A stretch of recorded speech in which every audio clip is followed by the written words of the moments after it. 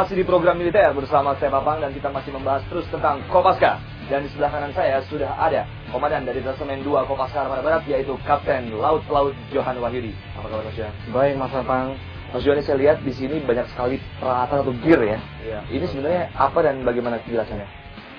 Pada dasarnya peralatan yang ada di depan kita ini adalah peralatan untuk mendukung operasi kita, ya, untuk mendukung operasi khusus. Dan peralatan yang di depan ini adalah dominan kepada peralatan untuk operasi bawah air. Ya. Seperti yang kita lihat, yang di depan saya ini adalah termasuk jenis closed circuit. Mereknya adalah Oxydive. Alat ini adalah oksigen murni. Jadi kalau misalnya kita infiltrasi atau kita insert dari kapal selam, kita menggunakan peralatan ini. Ya. Di samping ini juga sama, yaitu closed circuit. Maksudnya closed circuit ini, jadi sirkulasi udara yang kita hirup pada saat kita menyelam itu tidak mengeluarkan gelembung udara.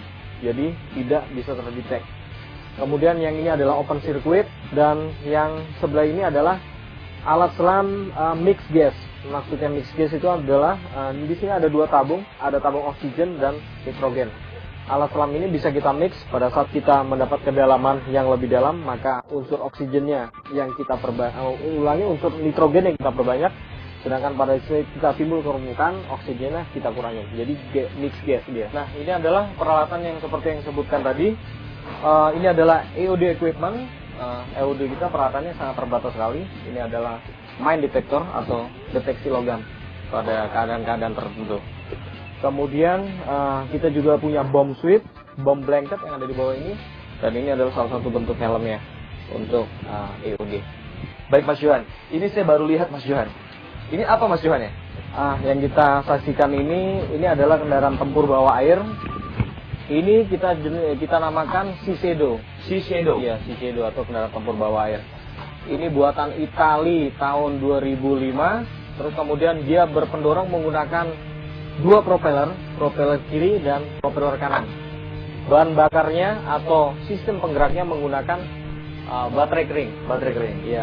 Ini kecepatan di bawah air 4-5 knot untuk dua personil, satu di depan dan yang satu di belakang. Tapi tidak diduduki, ya. Jadi kita tiarap dengan memegang kendali yang ada di dalam. Nah, di sini ada siripnya untuk dive, terus kemudian untuk timbul kembali, dan di dalam sini ada indikator yang menunjukkan kecepatan, speed, mesin kiri dan mesin kanan. Kemudian biasanya digunakan untuk apa ini? Ini biasanya digunakan untuk infiltrasi, untuk harbor attack, ya, serbuan dermaga, ataupun sabotase bawah air. Kita menggunakan kendaraan tempur bawah air ini. Sampai kedalaman berapa dia bisa bertahan? Ini kedalamannya terbatas. Alat ini bisa sampai kedalaman 1000 meter, tapi orang yang tidak bisa. Jadi makanya didesain kendaraan ini hanya untuk 7 meter sampai dengan 10 meter. Dengan menggunakan dua propeller ya? Dengan menggunakan dua propeller. Baik, Mas Johan. Ini saya lihat propellernya kok tidak berbentuknya hanya satu-duanya, apakah menambah kecepatan atau bagaimana? Ini propellernya dia dua bilah, ya. Jadi perputaran propeller ini tidak semuanya berputar ke kanan.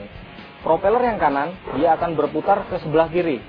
Ke sebelah sini. Sedangkan propeller yang kiri dia akan berputar sebelah kanan.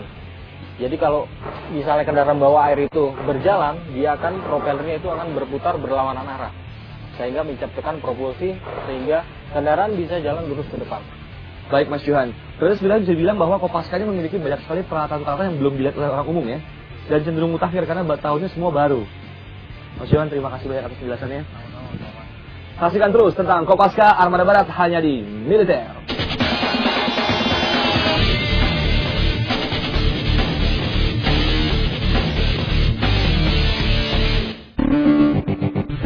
Masih di program militer bersama saya Papang dan saya masih bersama dengan Komandan Detasemen 2 Kopaska Armada Barat, yaitu Kapten Laut Johan Wahyudi. Mas Johan, sekarang alat apa yang depan kita?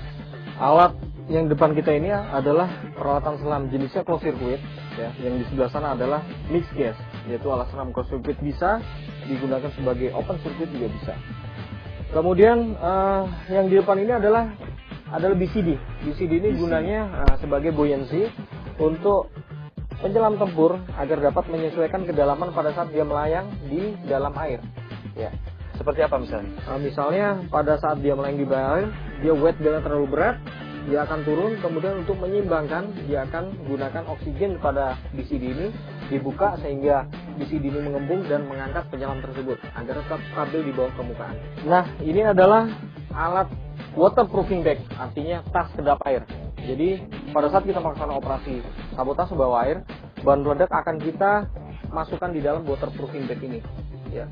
Beban yang bisa dibawa waterproofing bag ini seberat 65 kg. 65 kg. 65 kg.